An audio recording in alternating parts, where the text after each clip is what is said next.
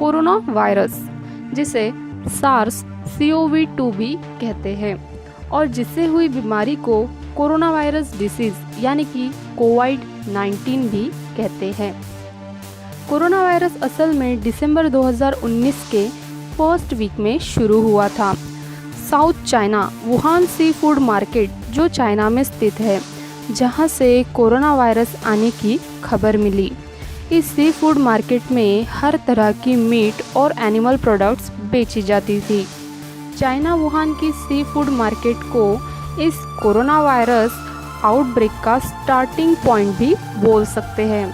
वैसे तो corona virus शुरुआती दौर में एनिमल्स में ही पाया जाता था और ये जनरली एनिमल्स में पाया जाने वाला ही वायरस है। सी फूड मार्केट, जहां चमगादड़, सांप, कुत्ते, मुर्गियां, बिल्ली यानी सभी तरह के एनिमल को एक साथ रखा जाए, तो ये सिचुएशन वायरस को एक चांस देती है कि वो जानवरों से इंसान में जंप कर सके। दोस्तों, आपके दिमाग में ये सवाल ज़रूर आया होगा कि आखिर किस जानवर में से कोरोना वायरस आया है। एक्सपर्ट्स के मुताबिक ये वायरस बैट्स यानी कि चमगादड़ से निकला है। चमगादड़ ने एक इंसान को संक्रमित किया यानी कि इन्फेक्ट किया, और ये वायरस बाकी इंसानों में भी फैलने लगा। इस तरह वायरस की एक चेन बनती जा रही थी। दिसंबर 2019 से लेकर जनवरी 2020 तक ये काफ़ी फैल गया। चाइना की स्थिति बहुत गंभीर होते जा रही थी। 1 जनवरी 2020 को वुहान के सी फूड मार्केट को शट डाउन कर दिया गया, यानी कि पूरी तरह बंद कर दिया गया। चाइना के एक्सपर्ट साइंटिस्ट ने जब इस वायरस के जेनेटिक्स का कोड देखा तो ये चमगादड़ से काफ़ी सिमिलर पाया गया, जिससे कंक्लूड हुआ कि ये वायरस बैट्स से ही निकला है। वहीं दूसरी तरफ कुछ दिनों बाद जर्नल ऑफ मेडिकल वायरोलॉजी के साइंटिस्ट ने ये रिसर्च में बताया कि ये कोबरा सांप को रिजेंबल करता है, मतलब कि ये वायरस वुहान के सी फूड मार्केट में बेचे जाने वाले कोबरा सांपों से निकला है। इससे कई लोग ये स्पेकुलेट करते हैं कि ये वायरस मल्टीपल एनिमल्स से आया है। इस मार्केट में एक ही टाइम सांप और बैट्स, इसी तरह बाकी जानवर भी सेल किए जाते थे। इतनी सारी रिसर्चों के बाद भी कोई कॉन्क्रीट एविडेंस नहीं मिला है। वायरस कहाँ से आया, इसकी श्योरिटी कोई नहीं दे सकता। चाइना में ये वायरस फैलने के बाद के लोगों के लक्षण यानी कि सिम्टम्स दिखने लगे। उसके बाद चाइना में एक डॉक्टर, जिनका नाम डॉक्टर ली वेंग है, जिनके पास इलाज के लिए शुरुआती कोरोना वायरस के कुछ पेशेंट्स भेजे गए। वायरस का इंस्पेक्शन किया गया और उनको यह समझ आया कि ये नया वायरस है।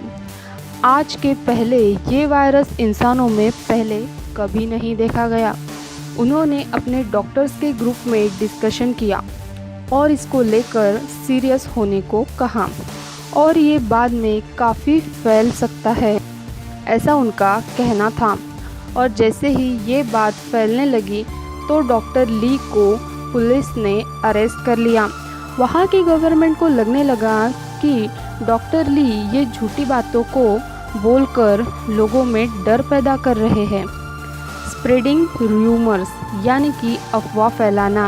अफवाह फैलाने की केस में उन्हें अरेस्ट कर लिया गया। उनको अरेस्ट करने के बाद वुहान शहर में बहुत ही तेज़ी से हज़ारों की संख्या में लोग इन्फेक्टेड होने लगे।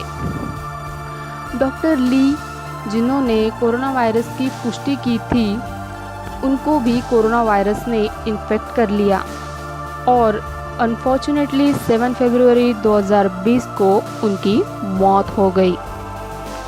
अगर वहाँ की गवर्नमेंट ने डॉक्टर ली वेन की बात को सीरियसली ले लिया होता तो कोरोना वायरस इतना नहीं फैलता।